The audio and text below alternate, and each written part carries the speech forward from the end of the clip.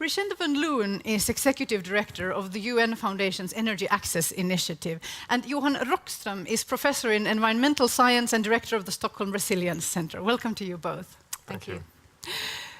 For those who have not been following the climate change research, Professor Rockström, could you perhaps start by very briefly summarizing the energy challenges we're facing in the next 20 to 30 years? Well, it's a huge challenge, but let me describe it as a dual challenge. The first one is of course what everyone recognizes, that energy is the basis for human well-being. Energy demand will grow with at least 30% over the next 2-3 decades. We're soon to be 9 billion people and wealth is rising.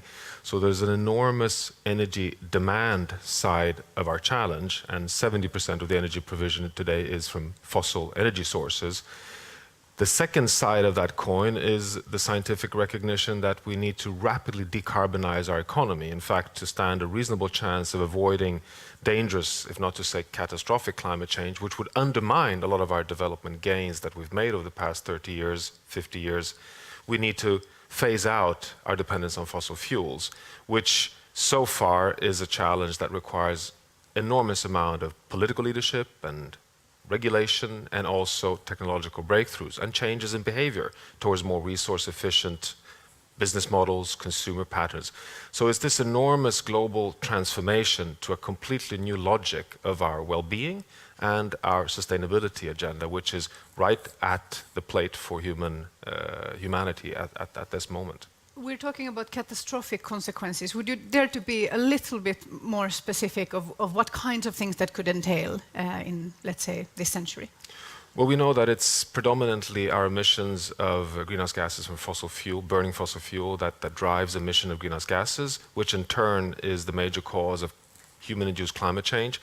We're more or less committed to 2 degrees warming, a place where we haven't been for at least 120,000 years. And we know last time we had 2 degrees, we had at least 4 meters sea level rise. We know that we may go even higher on temperature, which would undermine food security, which would put hundreds and millions of people out of livelihoods because they live in low-lying areas, which would be inundated. And we also know that it could undermine a lot of the even wealthy parts of the world because of heat waves and much starker and more serious amplitudes of shocks such as hurricanes and storms and droughts. So it's a world that would send a lot of invoices back from the planet to the economy, which would undermine a lot of our endeavors of wealth creation. So it's not a desired future in any respect. And much of this we're talking about would be happening in our lifetime and in our children's lifetimes. Well, that's what we're seeing. In fact, the impacts are coming earlier. We have an average warming up till now of 0.85 degrees Celsius, and we're already starting to see the link between extreme weather events and anthropogenic forcing of the climate system. Anthropogenic means caused by humans. Human-caused, yes. Ms. van Leeuwen, do you think access to electricity should be a human right? I think access to the benefits from having electricity is a fundamental human right. We work on so many development issues, helping children get educated, helping deliver health improvements to developing countries. And all of these development benefits that we're looking for, clean water, agricultural improvement, all have an energy component to them. So by providing energy services, we say it's really fundamental to supporting development, and to supporting sustainable development, we need to find ways to do it, in fact, sustainably. Because quite often I think when we talk about this, so we laymen talk about this, there is this idea that what we're saying is that everybody on Earth should have access to driving a car and using a blow dryer for their hair. And that's not what we're talking about, just to be clear. We're looking at the fact that about 1.2 to 1.3 billion people around the world, that's 1 in 5 people, have no access to electricity whatsoever. So they're using kerosene for lighting and candles, which is dirty, it's dangerous, and it's expensive for them. They may be spending up to 30% of their salaries on very poor quality solutions. About 2.6 to 3 billion people are still using very rudimentary cooking solutions that not only provide black carbon, which is not helping us with global warming, but more importantly, come from a health standpoint, kills about 4 million people per year because of the toxicity of the smoke. So it's not really about whether we're driving a new car, it's really about helping to save lives, improve livelihoods, help children with their schooling. 200,000 health clinics in Africa, according to the WHO, have no access to electricity. So what that means is that you don't want to get sick there, because even if there is a surgeon, what can he do or she do if there isn't basic light, if there isn't electricity to power those services? So it's really tied in with so many other aspects of development, that this is a fundamental issue for helping to address all those pieces of the development equation. You're mentioning children's education, so we're talking about light there, light to do homework by, for instance. Absolutely, and today we have the solutions. There's been a tremendous change over the last 6 to 7 years even, with technologies, so that you can provide a small-scale solar lighting solution for a child to be able to study by in the evening for about 1 to 2 watts of electricity, that with an LED solution powered by the sun, and that can help with that child being able to do their homework, whereas before they might have been using a candle or breathing in the smoke from a kerosene light, which is bad for their health and actually very poor quality in terms of light. And these solutions are affordable for these families. They're better quality, and in fact they can be priced to help with meeting the cash flow of that household with their income today. So there are solutions already out there available. Would you say that there's any conflict at all then between the goal of spreading energy access to all and the goal of combating climate change? Is there a conflict? No. Johan? None? None. I mean, simply put, there is none. And I think this is a deep misunderstanding. I mean, we have shown analysis after analysis that, in fact, providing basic energy services for the world's poor will you won't even see it in the global CO2 emission curve. The big culprits when it comes to cumulative CO2 emissions are really the wealthy in the industrialized world, which actually is the world's minority. The drama is when you've gone beyond the basic stage and aspirations take transition economies into a trajectory towards affording consumption and production patterns which are similar to the European or North American lifestyles, and that then propels large emissions. But one should recognize that the largest sources of greenhouse gas emissions remain largely in the high wealthy consumption patterns in the world. And we can do so much with energy efficiency as well. With these solutions, when you needed a 100-watt incandescent bulb in the past, now with a 1 or 2-watt super bright LED, you can actually provide the same service, the same benefit. So I think we also have to really look at what we can do with energy efficiency, because ultimately it's all about what we use the energy for. It's not about how much energy you have per se. It's really about what you're doing with it. I'm very pleased now that we're in agreement that we can provide this service, and we should, obviously, for the world's poor. But what about the growing middle classes everywhere? And I think, again, in the global north, we're looking at the global south and feeling that maybe people shouldn't be doing the same mistakes we have, while at the same time, perhaps we are unwilling to give up some of our own privileges. How do we start to address this complicated issue? Johan? Well, I would argue that the responsibility is on our side. We cannot point fingers and say that, you middle-class citizens in South Africa, Ethiopia, Brazil, India, China, are not allowed to, so to say, be inspired by the lifestyles that have caused the problems that we're facing. I think the proof of the matter really lies with us to show that we can transition into a sustainable lifestyle while still have very good quality of life, a very good, happy future, and also maintain growth.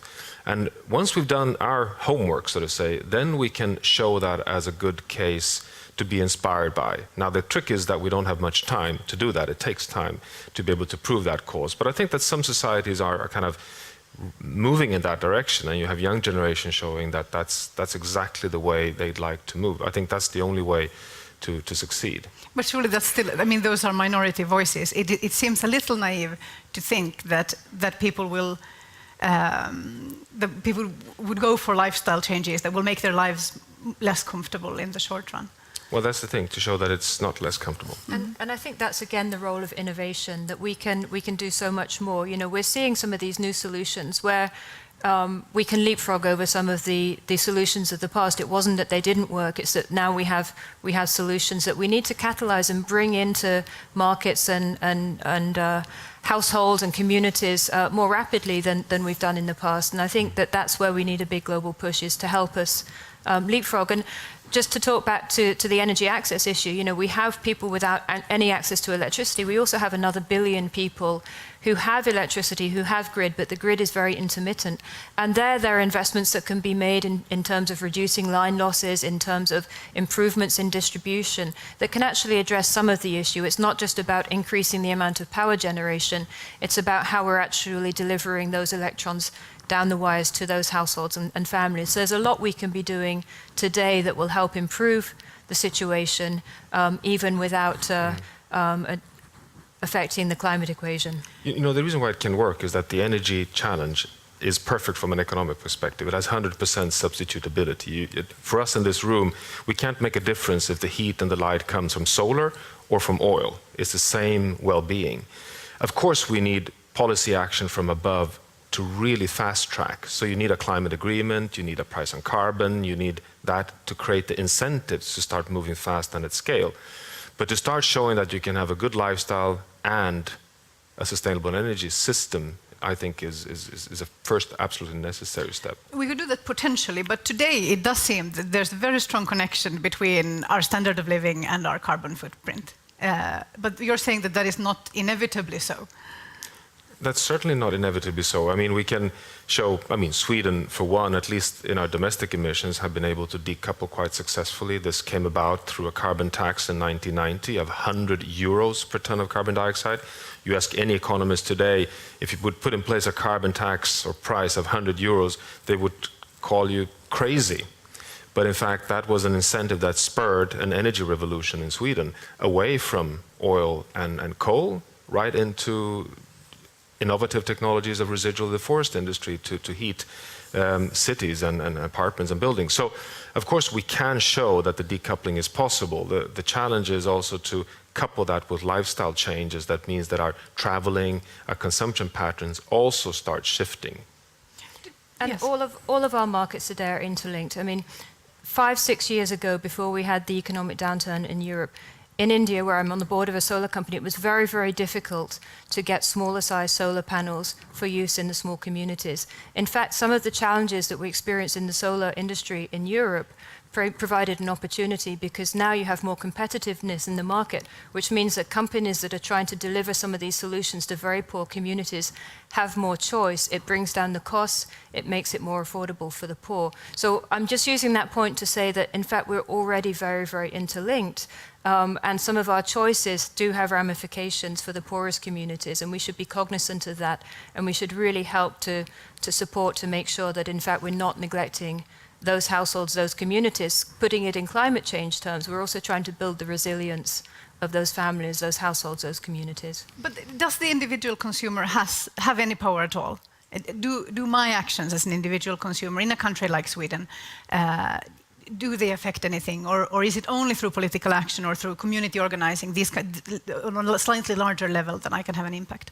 Well, one of the things I would say, and to all the audience, and again particularly to the students, is we've seen just tremendous entrepreneurial growth in this sector of ingenuity, of different ways, whether it's through different solutions or different ways of packaging the financing for those solutions to help bring some of these energy solutions to poor communities.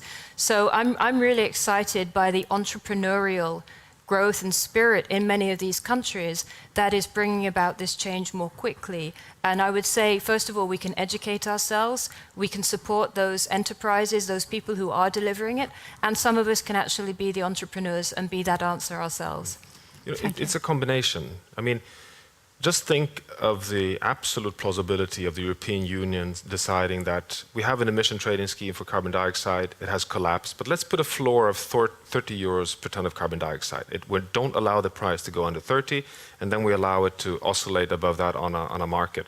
That would spur probably an exit from coal quite rapidly. Coal would simply not be an attractive option any longer. If you combine that with opinion at large scale from citizens that start truly moving towards public transport, towards wind Every household in Sweden can today choose wind as their source of energy and electricity, everyone. And to spur that pressure from below and political leadership from above could actually create a transition. So you have to do it, combine leadership from above and pressure from below. Let's continue talking about this. Just let's add 2 more guests, please.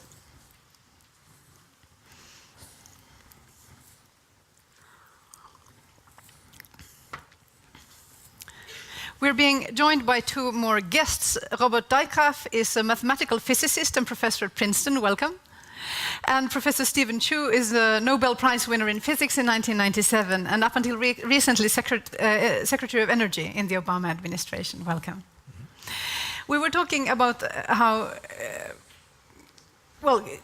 climate change, solving the challenge of climate change will occasion massive political action on the international and national levels. Now, there seems to be a consensus in the academic world that we do need to get rid of fossil fuels. Why is this scientific consensus not translating into political results? Stephen Chu. Well, it's a huge infrastructure and needs time to shift. But there's also a little bit of communication that tries to blur the real problem.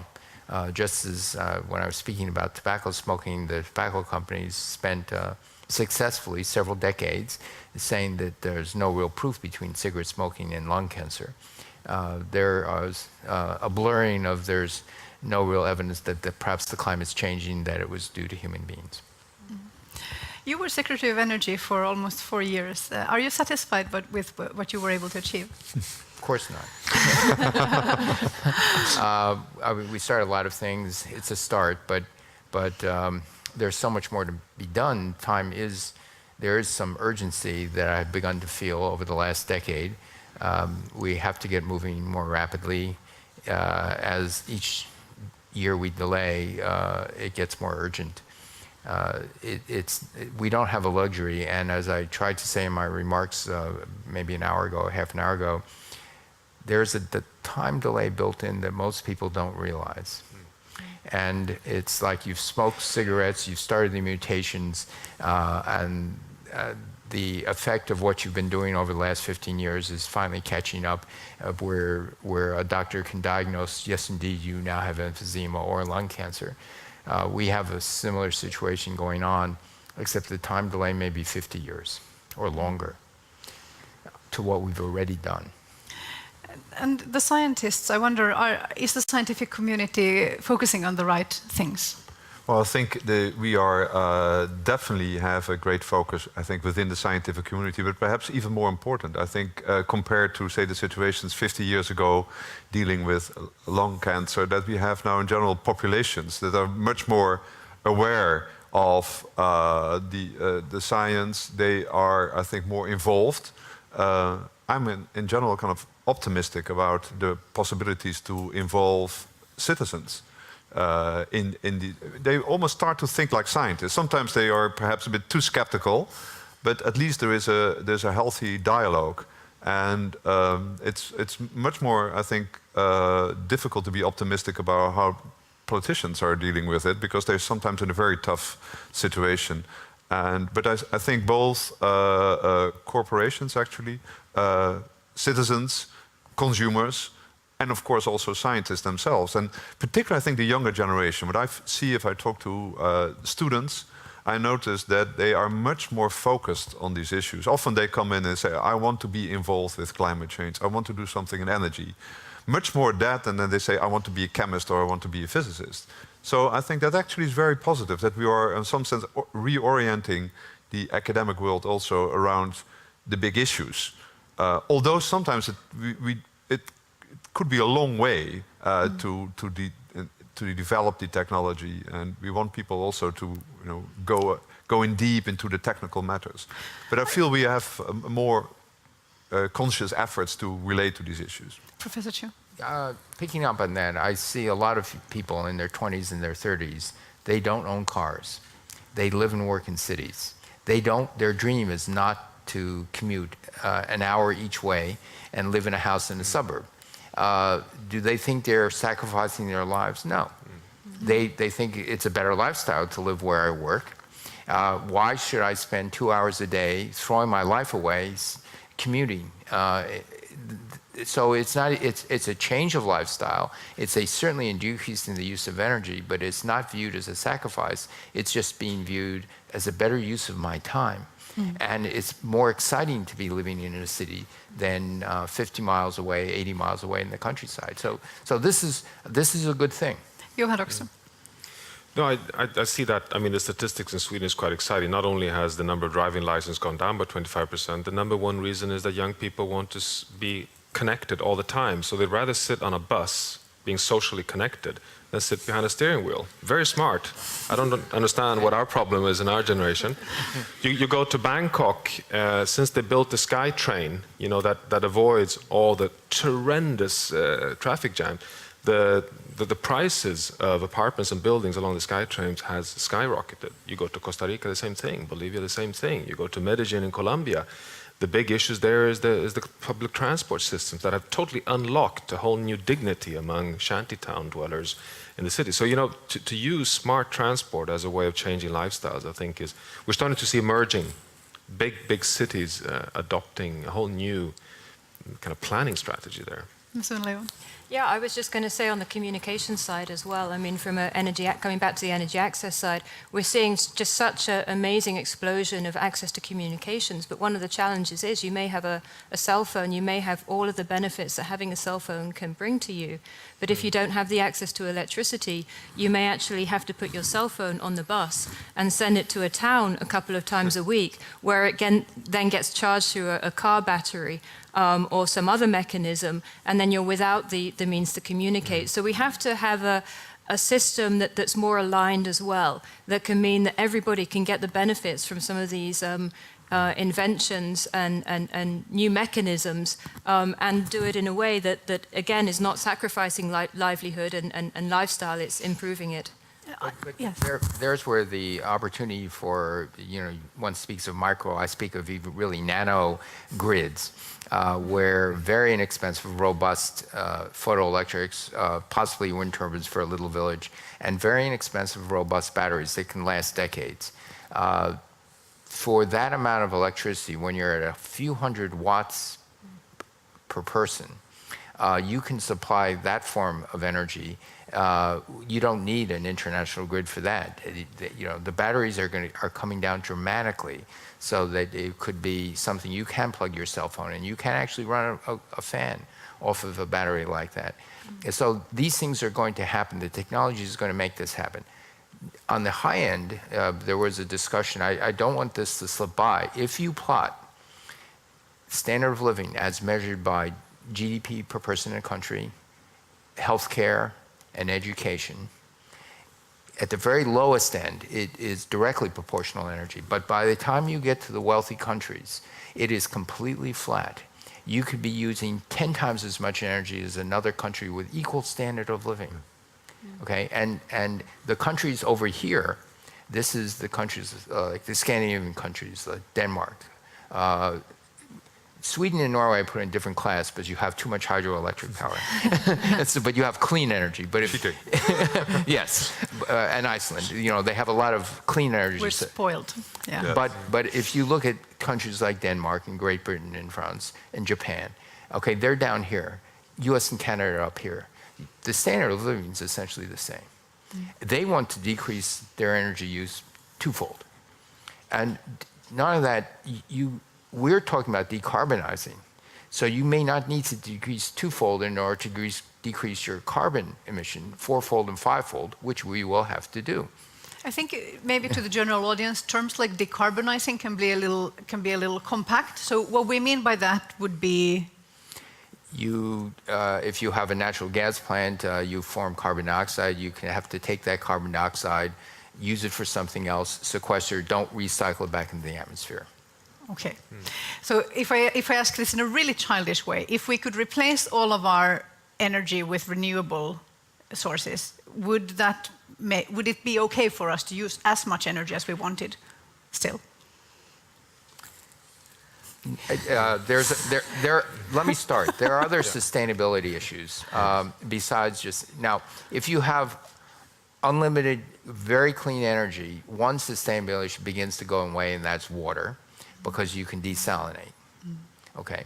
But there are other things having to do with fundamental resources, mineral resources, things of that nature. There's land use resources also that are fundamental. Now, we can increase the productivity of the land, and we can still do it, but then there are issues, how do you do it? We over-fertilize now. That's right, yes. And so there are many, many issues that are not directly connected with energy that have to do with land use, water use, those things, and overall sustainability. Johan Rockström. No, I mean, that's a very large and complicated question, and I think it is an important question because, of course, we shouldn't be naive either. The fact is that we do create huge amount of well-being at the lower end of the curve through cheap fossil energy sources, and over a transition period, particularly the world's poor will use and benefit from that easy access of coal, oil, natural gas. And as you pointed out, Stephen, in the beginning, the infrastructure is long-lived and the investments are often already there. So the challenge is to recognize the enormous opportunities of a transition towards getting renewable energy at scale, to save energy in all sectors, and at the same time, as rapid as we ever can, phase out our fossil energy sources, meaning decarbonization. And I mean, most scenarios show that this is possible to do by mid to the second half of this century. So it's not as if we can just shut down the world tomorrow, even if science indicates that you would have to do it to avoid some of the great investments in adaptation that we will have to do otherwise. Potentially within 40 years. Yes, I mean, I think most scenarios, the Global Energy Assessment, the IPCC, even the International Energy Agency shows that, you know, we have a possibility with current knowledge to transition into a world that can stay under 450 ppm, which gives it a chance of staying below 2 degrees, while still, and I think this is what this conversation is so important, while still delivering on human well-being. It's not this enormous sacrifice, it's actually a transition towards a more desired, healthy and clean and probably also democratic future. I was just going to say that simply, you know, we're looking at future projections, but there's so much more that we can still do today with the renewables as they are today. When you're putting a solar system onto a small health clinic, that means that a woman who's going through childbirth, in fact, the doctors or the midwives or the nurses can see and can save her life if she experiences difficulties. You know, what kind of a price can you put on that? We can do so much more with what we already have with the technologies today, and it's not going to cost as much as people tend to think it will. There's a cost already in terms of human life, in terms of human suffering from not doing these things. So there's tremendous development benefit and improvements in human well-being that we can address today without looking at what we can or we can't do in the future. So I'd like to keep that idea of justice with us in this conversation as we continue the standard of living for whom, for instance. But I'd also like, and I know scientists don't like to speculate, but could we be a little bit more specific about the timescale of action? Let's say that, I mean, a very good thing would be for the Earth not to get warmer than that 2 degrees. So that means we would have to do these changes within, let's say, the next 40 years. What do we have to do now? What will needs to happen within 10 years?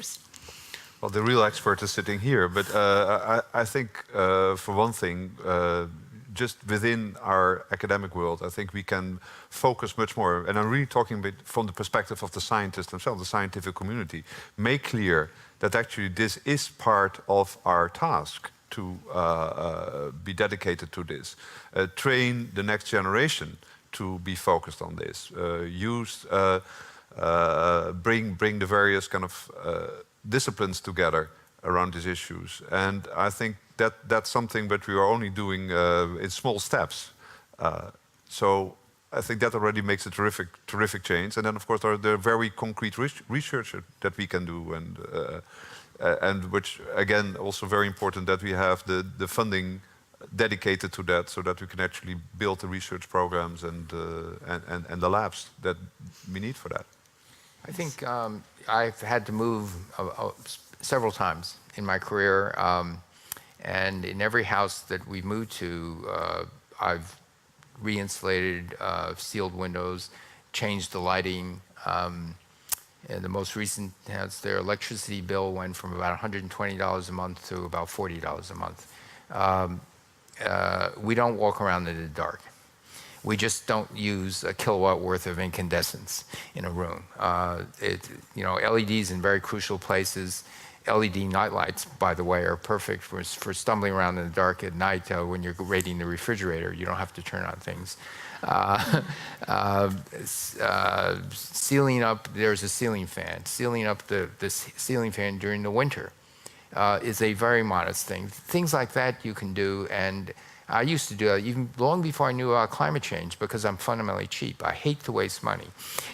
And if you decrease your utility bill by $1,000 a year or $1,500 a year, it works for me. And you could spend the money you've freed there, you could spend it on upgrading, for instance, your technology to greener versions. Insulation is a wonderful thing. The house is cooler in the summer, it's warmer in the winter. But now we're only talking about essentially about individual level changes. So what is the role of global policy decisions here? Johan Rockström. Well, I mean, to be very clear, the global emission curve of carbon dioxide has to peak within the next 5-6 years. I mean, basically, we need to bend the emission curve in the window 2015 to 2020 to have a chance to avoid going beyond 2 degrees. Now, this is a tremendous challenge, given that the curve is still rising, along that exponential trajectory. And I cannot see any other way of enabling that curve to bend without a global climate agreement in Paris in December 2015. And that agreement simply needs to have all the nations on board agreeing on a pathway towards emission reductions, which is, in the scale of between 3 to 5% per year for nations like the US, the Netherlands, Sweden, while allowing for increases in the developing world before transitioning sometimes in 2020, 2030. And because we have the technology to do it, the agreement locks nations politically and can then be combined with incentives such as a carbon price or some kind of cap and trade system. And I don't know if you think, Steve, that's at all plausible in the US, but I don't think we can see any other trajectory to enable, to unlock all these attractive solutions that we've been discussing here. Do you all agree that this needs doing now, next year, that we need to sign that paper? I'll say that we absolutely need a price on carbon to start as soon as possible. It's going to have to grow and give transition, but some time to transition, but we absolutely need a price on carbon. And what's fascinating is actually that more and more companies are actually even advocates for that, and they are already thinking in terms of their internal scenarios. And so I feel, in some sense, both the general public, many people in industry, and a sizable fraction in politics are moving in that direction. So that I totally agree. That would be a terrific first step. And to actually go into that, what he means is that there are major companies carry on their books when they make long-term internal investment decisions. What they're saying, there's a we'll make a decision and there's $40 price on carbon. Okay. If let's say Shell Oil Company or ExxonMobil or someone makes a decision, we have a price on carbon. And so they're acting that way already, expecting someday there will be a real price. But in the meantime, because we're going to have a price on carbon, let's act that way now because it's actually better, prudent financial decision to do that. Yeah, while at the same time, of course, you already mentioned that there's been perhaps some lobbying, for instance, from perhaps fossil fuel interests or others who don't immediately want this change, who can make money on pushing it off, which has affected this change negatively. Is that all there is? Is this the only reason why we haven't reached agreement on it yet? What do you think the core reason is? I think certainly it's very good to mention that there are very concerted efforts to kind of block this. It's not just that we are unable to get to the point, but there is very serious opposition. I think we should be aware of that. And indeed, as Stephen was saying, they're using all the tricks in the books. I mean, asking for more and more research. This case of kind of hyper science. Just asking for research until, well, at some point the facts are already on the table. And so I think you also shouldn't be naive here.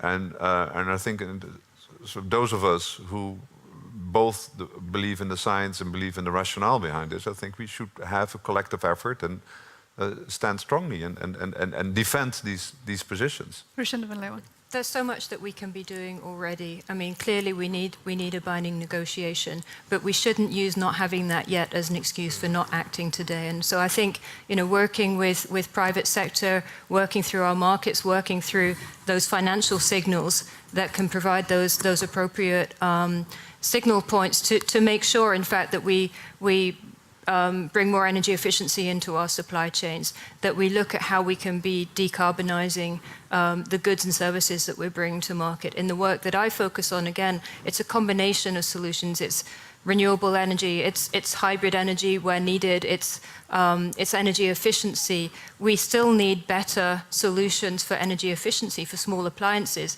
Again, we're looking primarily at what we can do with the market, with today's market, to bring about tomorrow's solutions. So there's a lot we can be doing today, both from the climate standpoint and from the equity standpoint. I think it's just baffling to the layman because it seems so simple. We know so much already. The science is happening. There are hopeful avenues of research.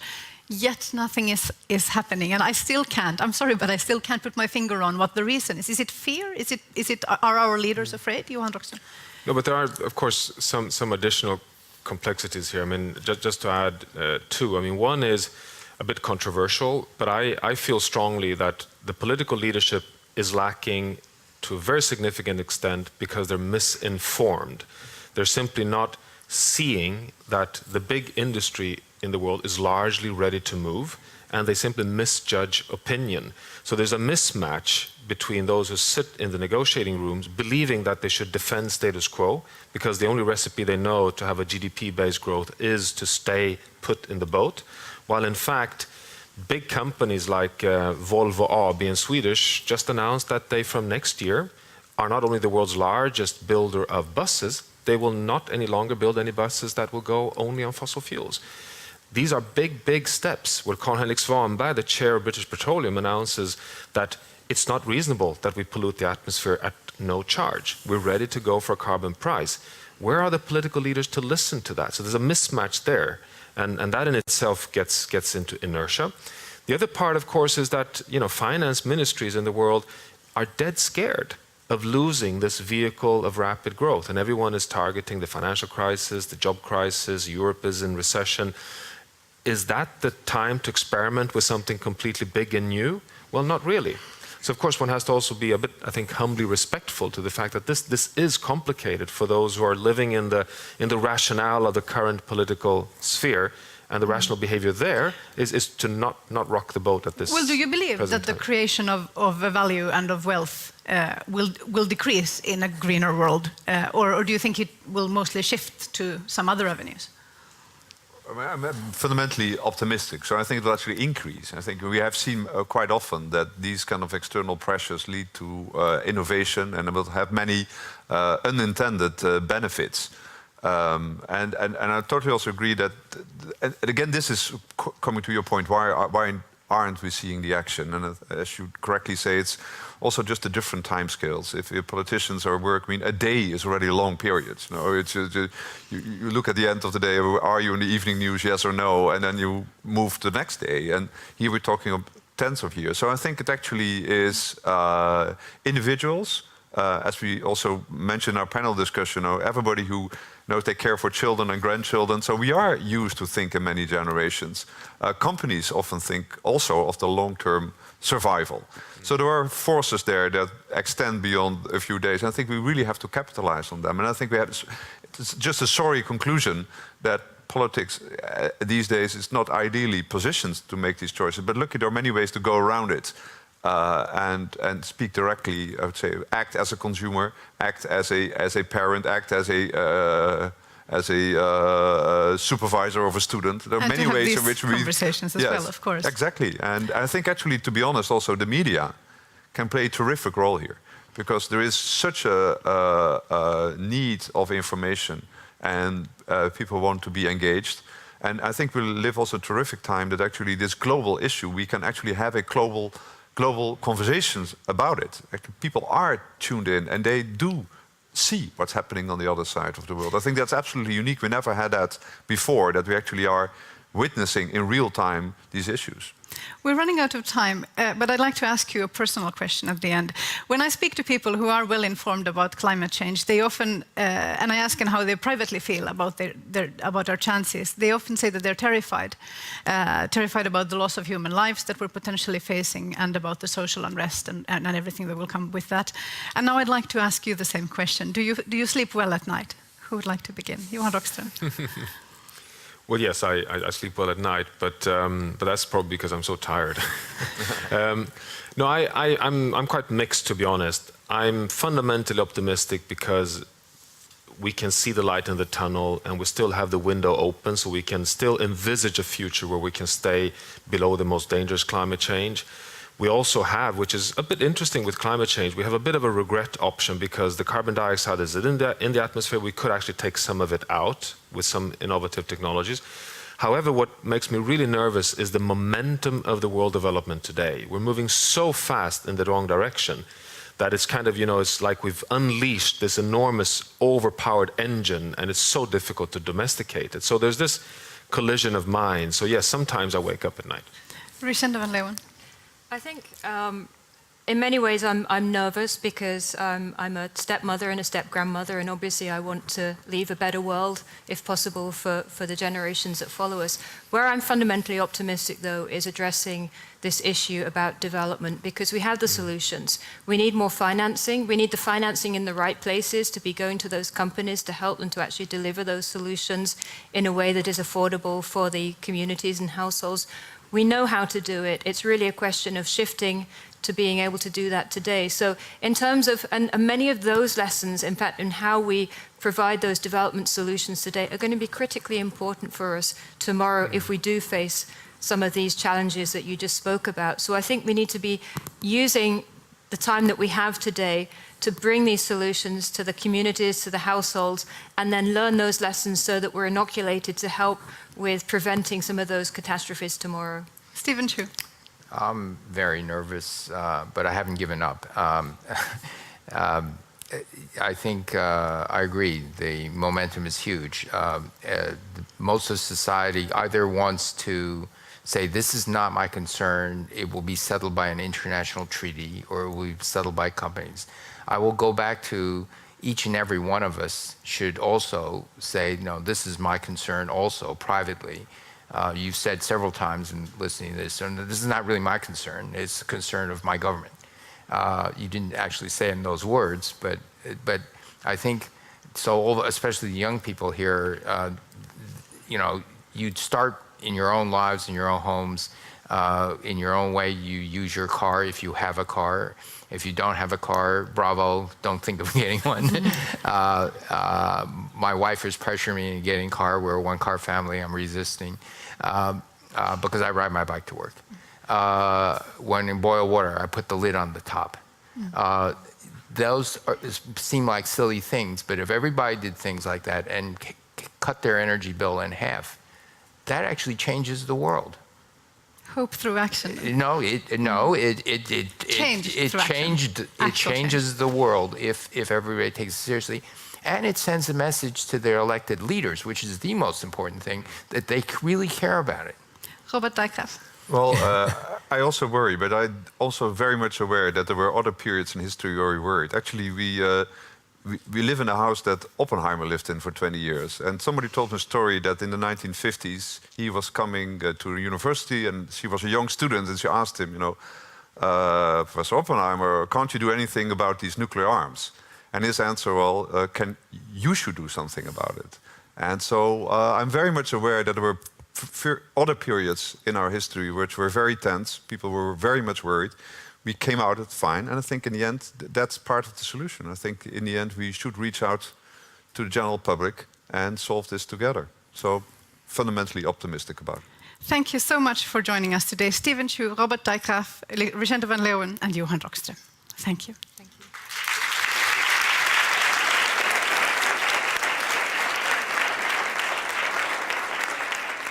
Vi ska fortsätta prata om framtidens utmaningar och om omställningen från fossila bränslen till förnybar energi. Men först ska vi få ett smakprov av det som sagts här på Nobel Week Dialogue under dagen.